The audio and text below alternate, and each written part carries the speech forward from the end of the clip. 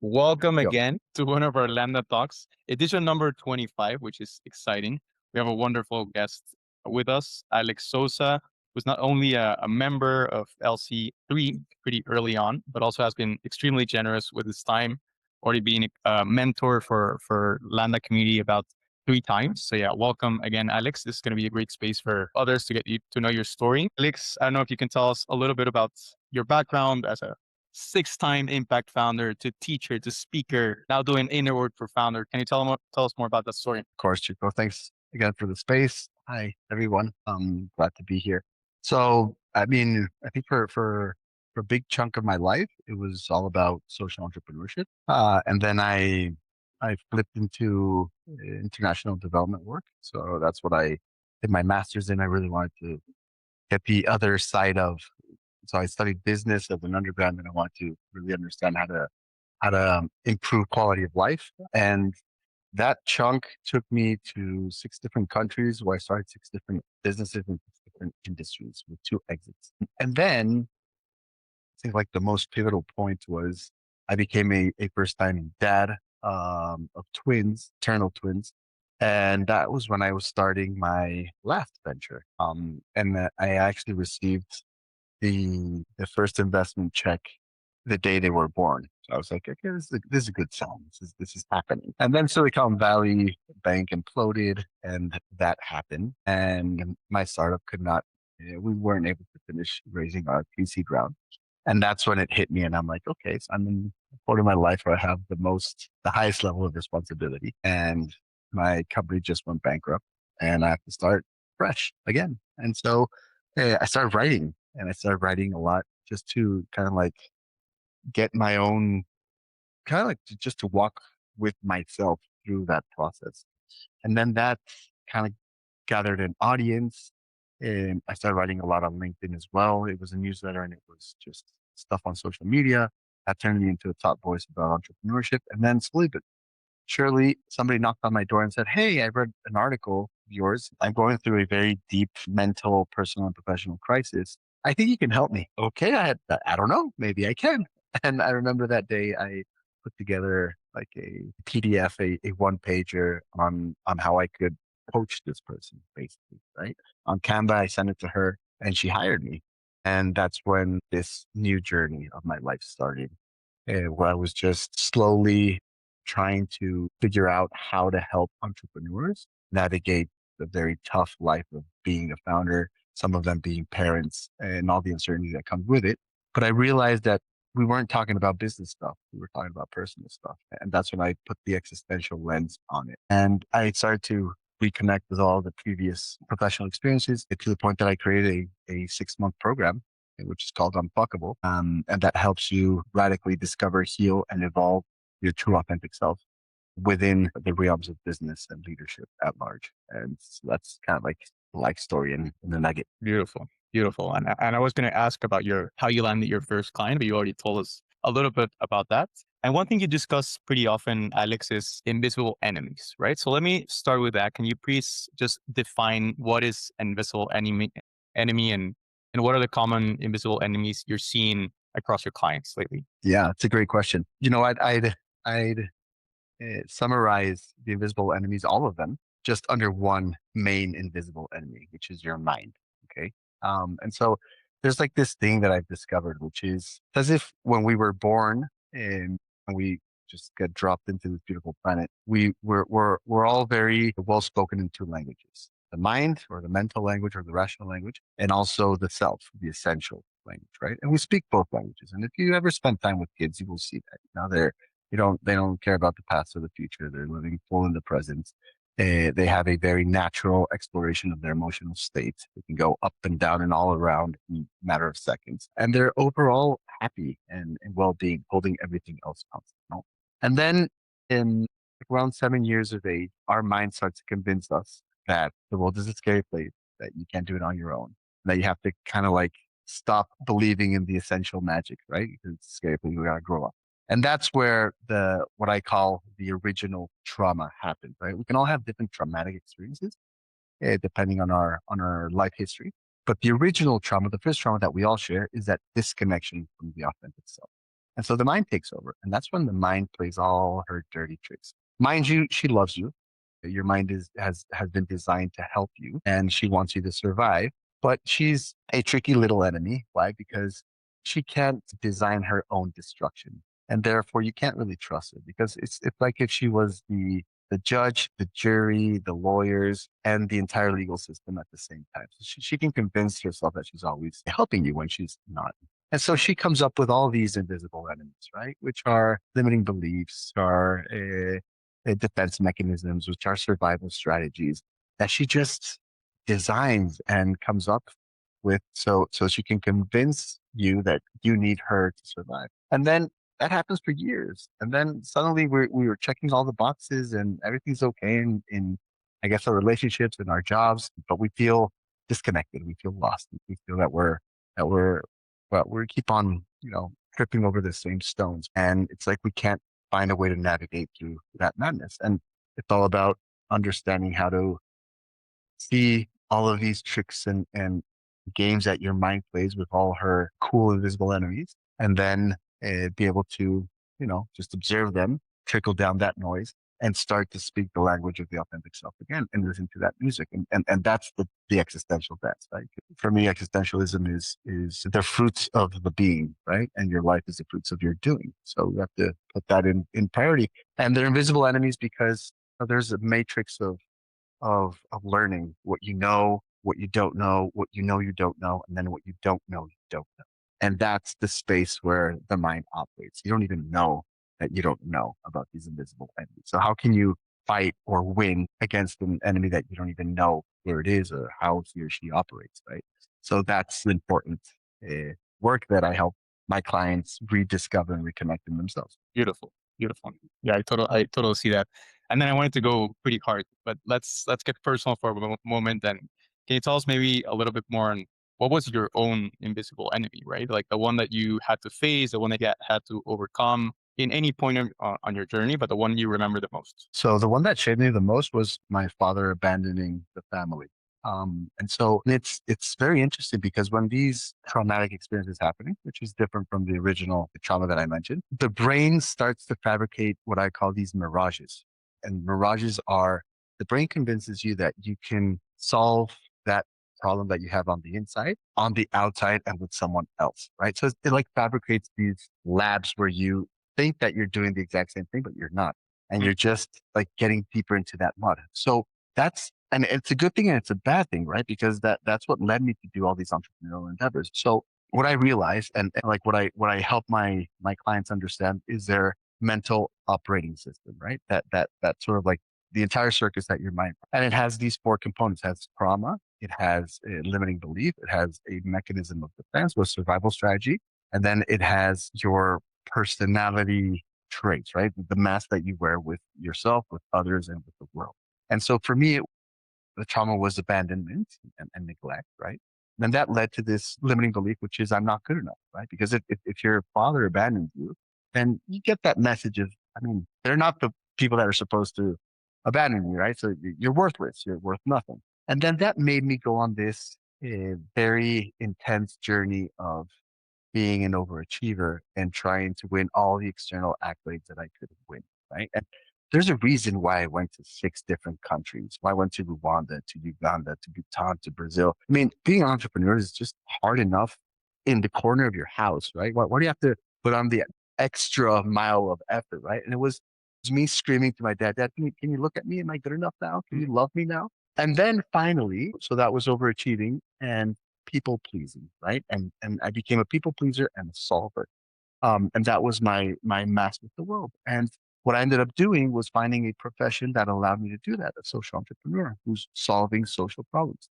And why did I end up starting a business that would empower and employ exclusively homeless young adults? Because they were also abandoned by their parents, right? So that was the ultimate mirage, which is if I can help kids on the street get out of that situation and solve that pain because they were also abandoned by their parents, then I'm going to be able to solve that pain within myself. And obviously, that's not how it works, right? And so it becomes a toxic mirage, right? Because it was a beautiful enterprise, it was a beautiful business.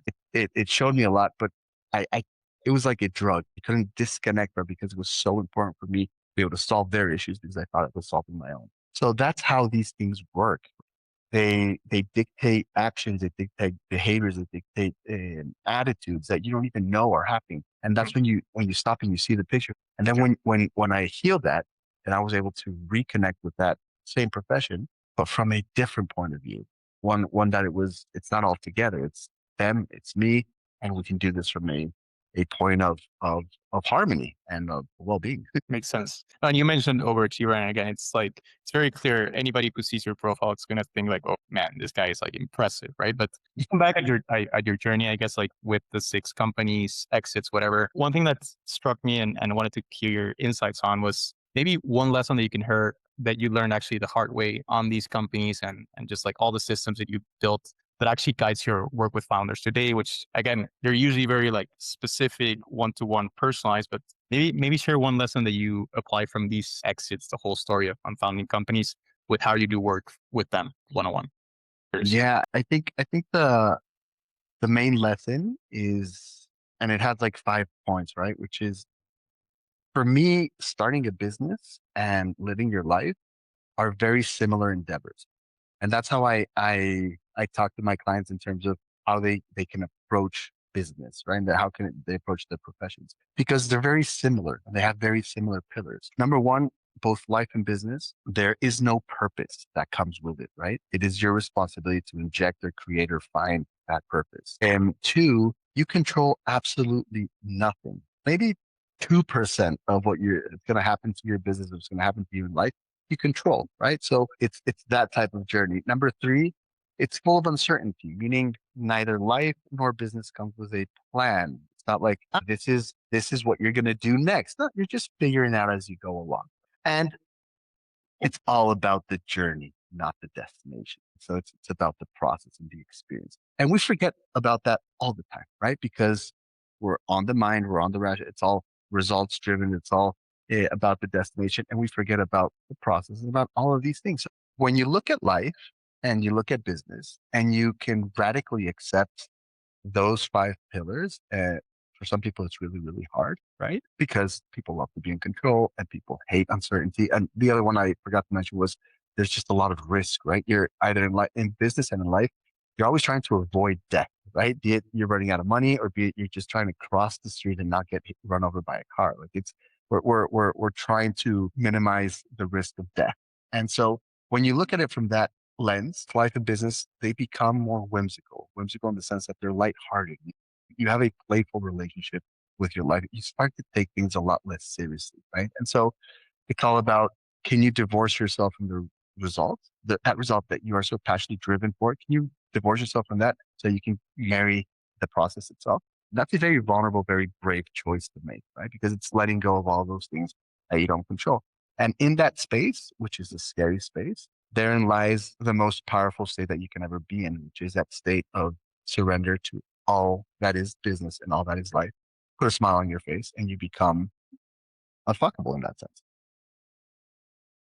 That's a great way to end it, by the way. And obviously you've been doing this for a while, and now I just read you built the existential mastery training. So I want to go Mhm. fast forward to what you offer now, so people can get to know, what's the structure. Can you actually break it down, what it actually means, how you actually work with clients at the moment? Oh, and going back to that like original metaphor that I told you guys, there's a reason why I call myself the existential whisperer, right? And this all happened organically after about a year of just running these hypotheses with my clients. And it's that it's as if I never turned off that language of the self, right? So when I speak to my clients, they're speaking to me in just the mind or the rational, but they're also speaking to me in the essential. They can't understand that language yet, but I pick up on that, I translate it, throw it back to them in a language that they can understand.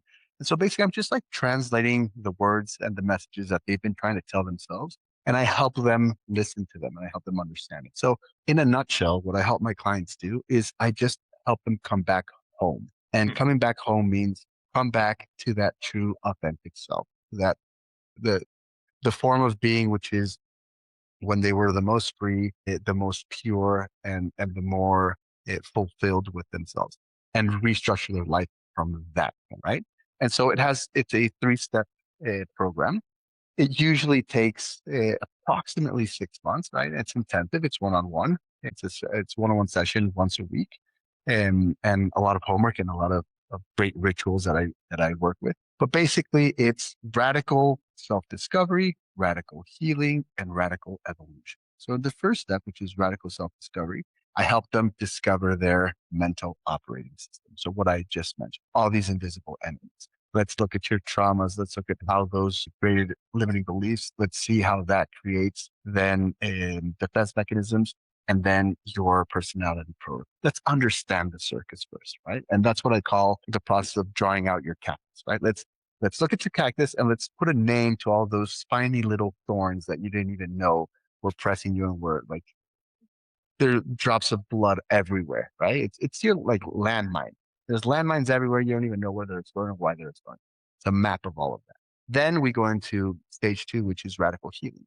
And this is, I mean, there's just no other way of saying this. This is just it's crazy because this is what my clients say. Like it's very intense because I send them to a metaphorical cave. That's what I call the process cave for 48 hours, where they have to go healing one on one with all of the people that we discovered in the first stage that created some of these traumas, right? Mom, dad, brother, sister, wife, husband, whatever. Usually they're between 5 and 6 people. And I design like a 10-page curriculum as if I was in that cave with them, holding their hand and telling them, this is what you say, and this is what you do. But basically, they go through 5 stages with each person, right? They go through the stage of radical acceptance, which is I accept that this happened, this lives inside me. Two is purging or actually feeling that for the first time. So they have to scream, yell, cry, get it out of their system with that person sitting in front of them. The person's not really there, but they're imagining that they are. Then it's gratitude, so thanking that person for everything that he or she did, and then it's forgiveness, and then it's letting go, right? And those are like the five magical superpowers of existential work. If you can learn to accept things, if you can learn to feel things, if you can learn to be grateful, if you can learn to forgive, and you can learn to let go, you're good. That's basically what makes you unfuckable, right? So they go through that process, and it's like a very deep, profound surgery, right? It's like, let's get rid of all of the tumors that have been affecting you. And that's the restart. You get back to zero. And then comes in the third stage, which is evolution, radical evolution. And that's where I work with a lot of rituals. So they we come up with an existential war cry, which is their big why, right? A 2 to 3 word phrase that just dictates what they're going to build from there on out in their life, in their business, in their relationships, everything. Then they conduct their own funeral. So they bury or they burn themselves, that old version of themselves, right? They put it in the ground. They say, thank you for bringing me this far. I will take it from here. Then they go through a Renaissance ceremony where it's their existential coming out of the closet. They invite their family, their friends, and they say, that's where they sign this existential war cry with their inner self. And they say, this is who I commit to becoming. Then they marry themselves. They have a marriage to their true self. They go on a honeymoon, which they love. And then we start the existential scaffolding, which is we rebuild their life from the ground up with habits, actions, attitudes, and behaviors all in their calendar. And we basically test drive that for 3 weeks until they get what I call the existential Viagra plan, which is every day feels like an existential orgasm. You can have it, you can relive your Tuesday the same way for the rest of your life, and you're going to have a smile on your face. That's what we're trying to build out, right? From the inside out. And so that's very intense, very profound, very overarching work.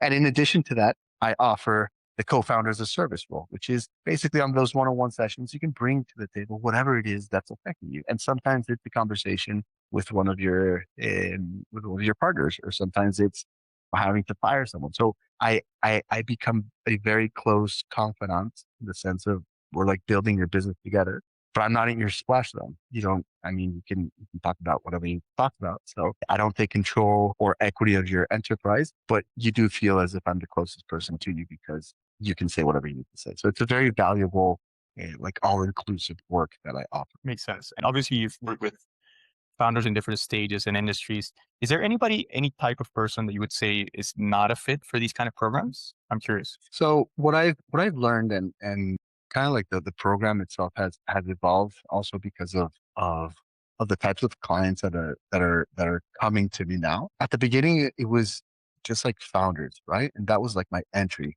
and it was kind of like a Trojan horse. Like I would tell them that I would help them with the business, and then we would never talk about the business, like I mentioned, right? It was all just existential work. And that's when I was like, okay, so maybe I'm just not like a business coach. I'm more of this type of coach, right? And that's when I started to build out this entire program while I was doing it at the same time with them. And so now, I'd say my clients, they're not specifically or exclusively founders. That's probably like 20 or 30% of them. They're just people, right?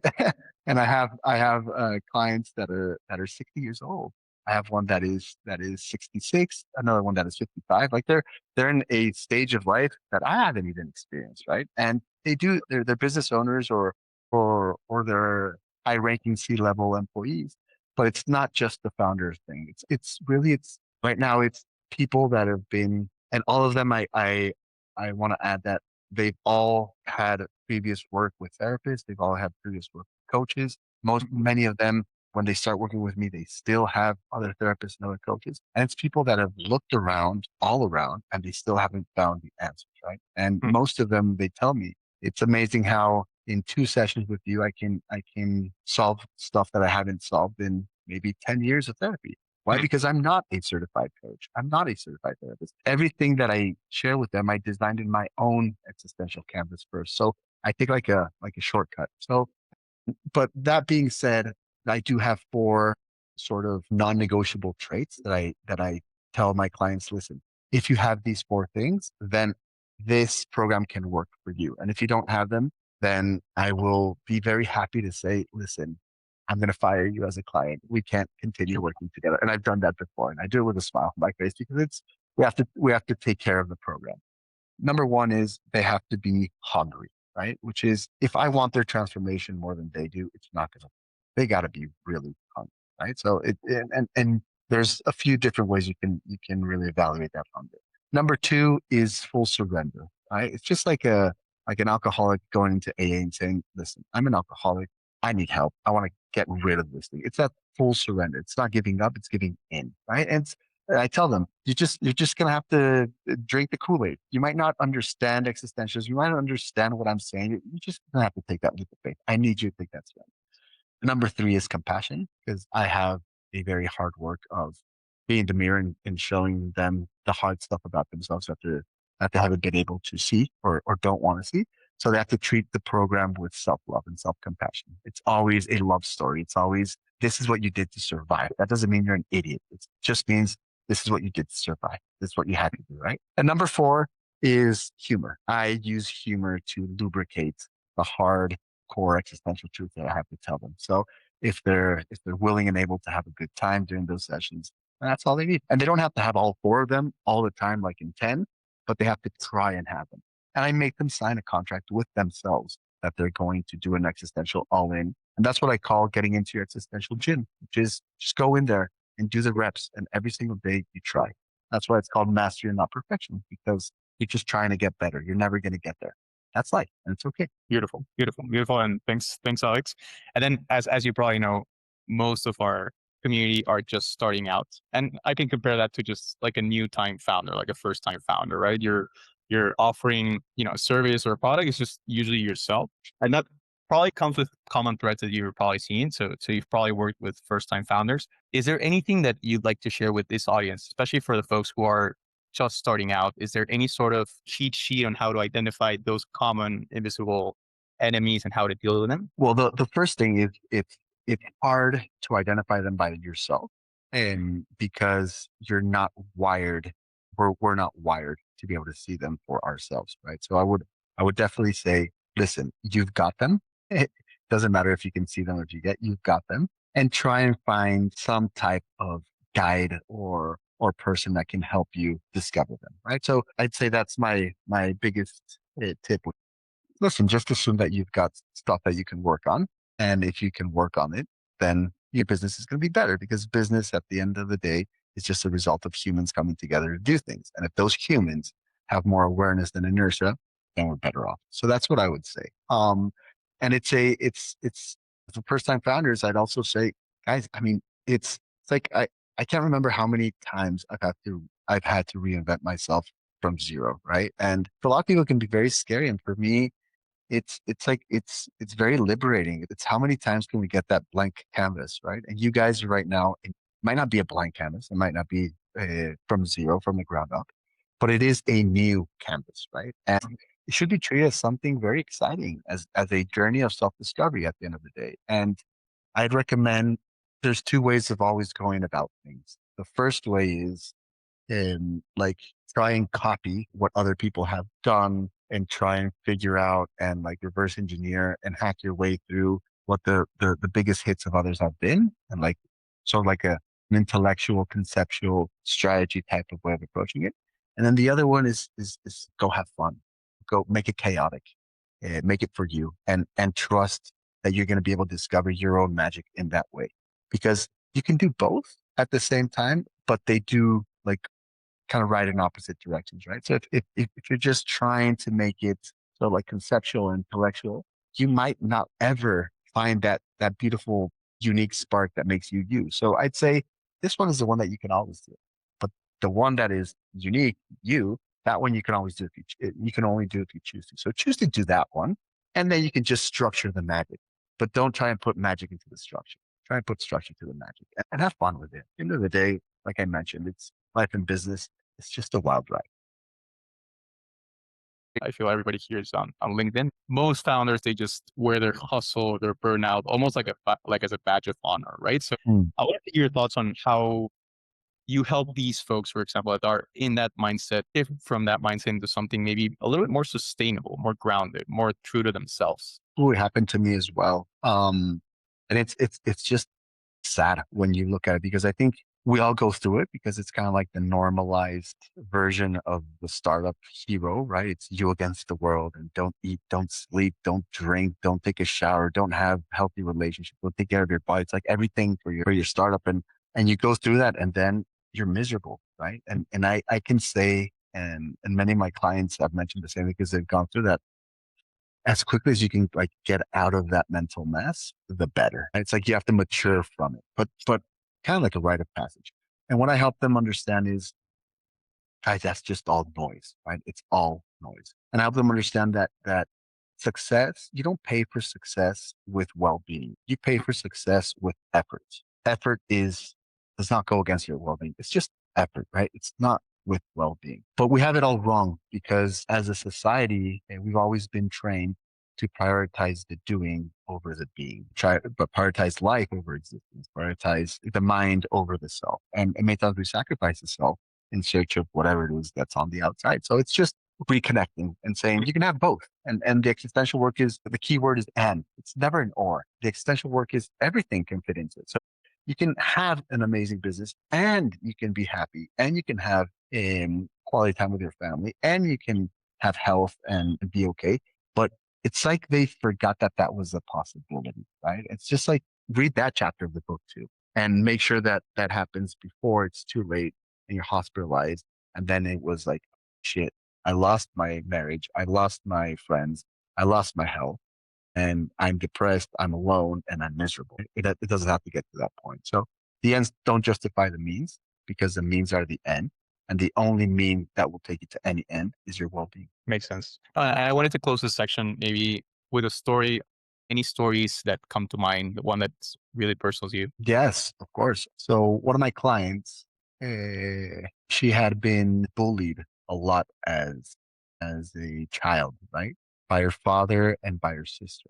And it was very subtle type of bullying, right? It was like intellectual, sarcastic, always trying to make her feel like she didn't know what she was talking about. She wasn't smart enough. Kind of like a condescending tone, and it was playful at first, but it was very traumatic, right? And it's just this like one drop of these things every single day for enough time, and it built out this operating system that she had. That she was a leader that would always bully her employees in the same way, right? So she was always trying to find ways to make her employees feel dumb, feel stupid, and realized that she was the smartest person in the room. And instead of allowing them to understand how to become better, she would just belittle them. And she had no idea she was doing this, right? And she would get this constant feedback. And that's what happens. Like you get the constant feedback, and then everybody's telling you, like, I'm scared shitless of having a one-on-one with you, but you don't know where that's coming from. You don't know how to start. So for her, that became a defense mechanism, right? Which is a survival strategy, which is I have to put others down first, because if not, I run the risk of somebody else making me feel like my dad made me feel, which is this smart, this big, this important. And so the trauma becomes the defense mechanism. As one of my favorite Sufi poets said, the antidote is in the venom, right? So that's kind of like what you have to do the reverse engineering to find it. And so I helped her discover that, and that was life changing, not just for her in professional relationships, but most importantly for her intimate relationships, right? Because she would do this exact same thing, and to an nth degree with people that would come. The closer you could get to her, the more she would bully you, because the less risk she could take of you hurting her, right? So these are the type of things that govern our relationships, and we don't even know where they come from. And she had no idea they came from that, because you just normalize your relationship with your parents, and you never take time to say, "Oh God, right, that's exactly what happened." Because I was 5 years old, and I didn't even realize that I was surviving a very subtle, playful, but traumatic. For sure. Thanks, Alex. Thanks for sharing that one. And I wanted to switch a little bit to your own operating systems. And obviously, the name that comes to mind to everybody when they see you is Pizza, right? So it became the world's top-rated B Corp in food and beverage. Now a case study at Harvard, at Stanford. So first, just for context for everybody, can you tell us a little bit more on what's Pizza? What's that experience like? And then I wanted to hear on what role that your own inner work play in building a company with such impact, right, in the region.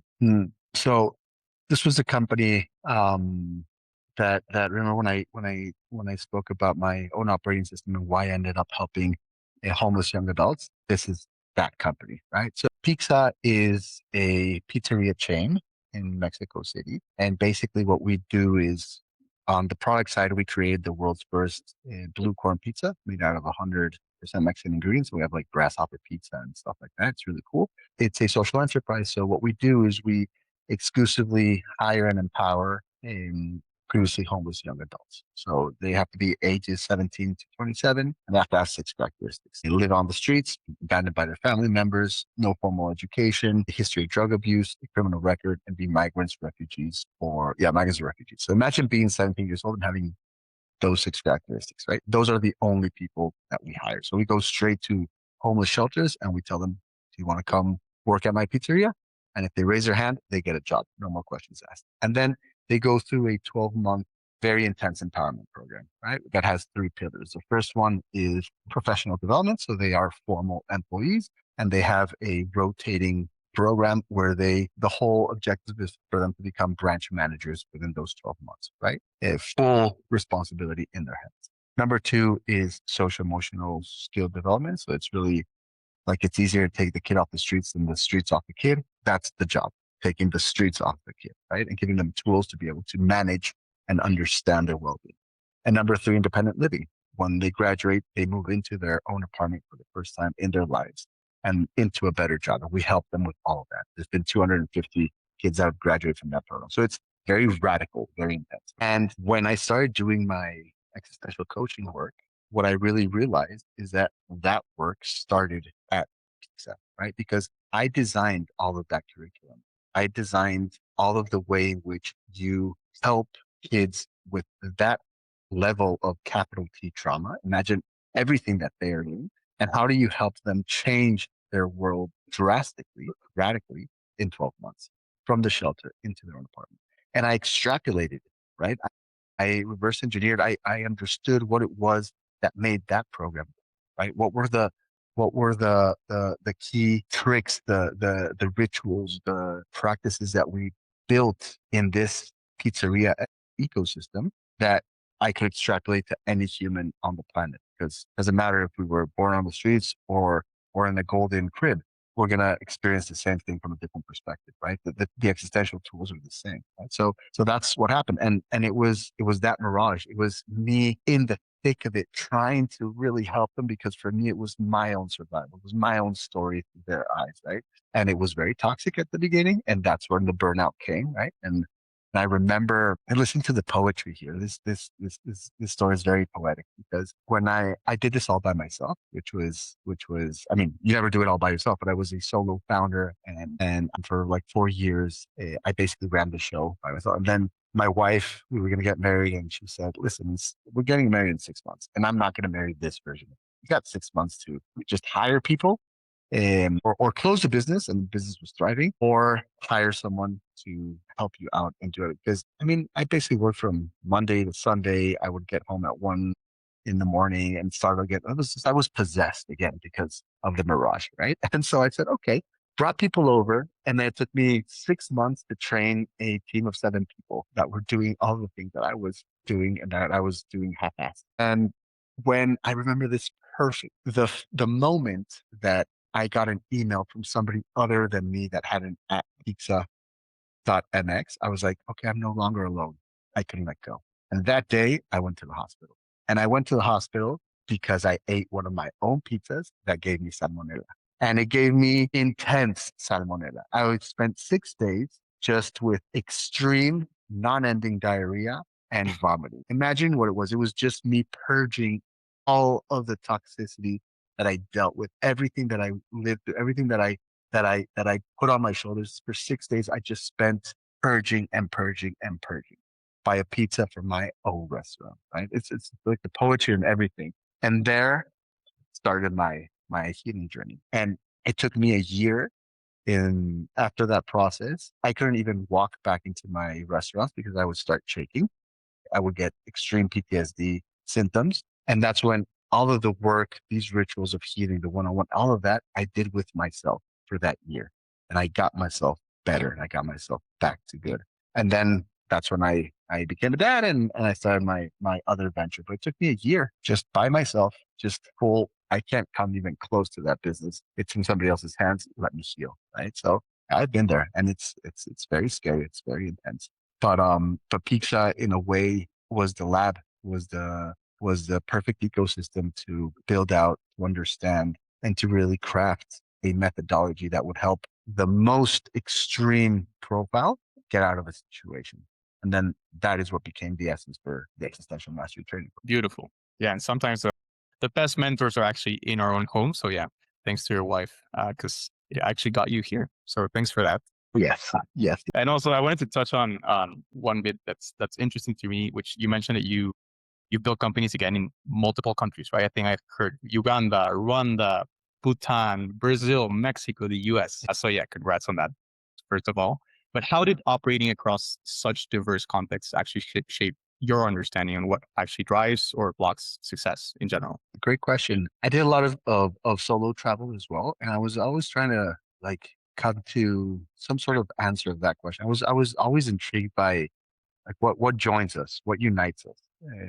It doesn't matter where we were born, it doesn't matter what culture we're from. Like, what is the point? Not that makes us different, but what is the point that makes us the same, right? And I think I came to understand that really it doesn't matter where you are, and we all speak the same fundamental human language, which is we don't know what we're doing. We're just trying our best to figure it out, right? And there's a very romantic and sort of passionate loneliness in that struggle, and I see that in just humans trying to get out of bed and humans trying to build a business. It's the same thing. And when you touch on that sense of it's profound insignificance, it's understanding that what joins us is we're all very insignificant and we're trying to build out significance from recognizing that deep insignificance, right?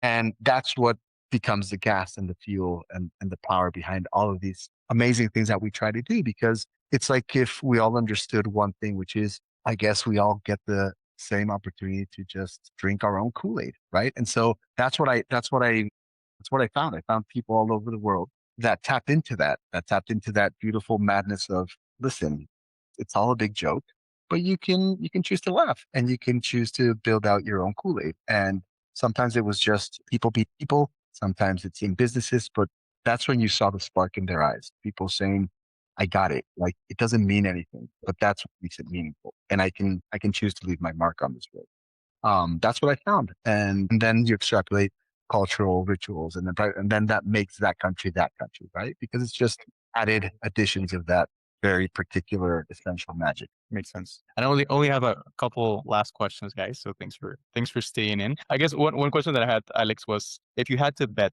how do you see the role of inner work in general evolving in the startup ecosystem, which I think everybody's in that ecosystem.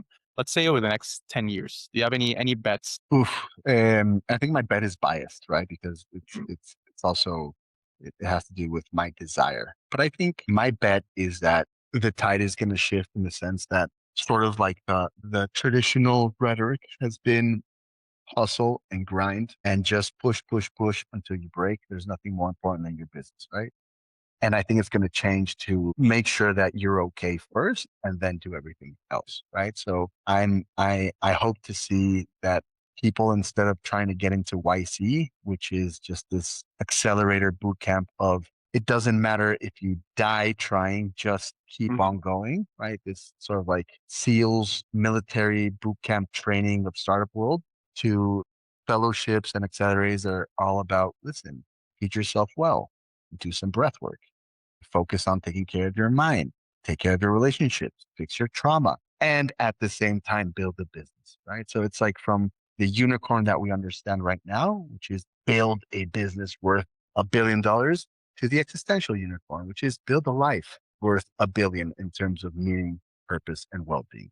And I think we're going to see that tide shift, hopefully, right? And people putting on their LinkedIn, not YC alum, existential alum. Like I'm an existential founder. I give more, it's way more important for me to have a life that I'm proud of than to have a business that I'm proud of.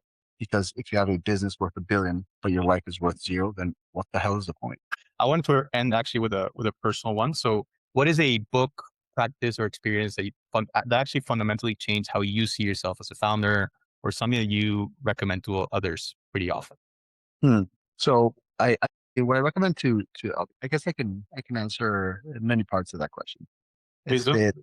the book, um, as you would assume by the type of person that I am, I never read business books, right? I only read philosophy books, and I took more philosophy electives in business school than I did business electives, right? It was all the books that I read.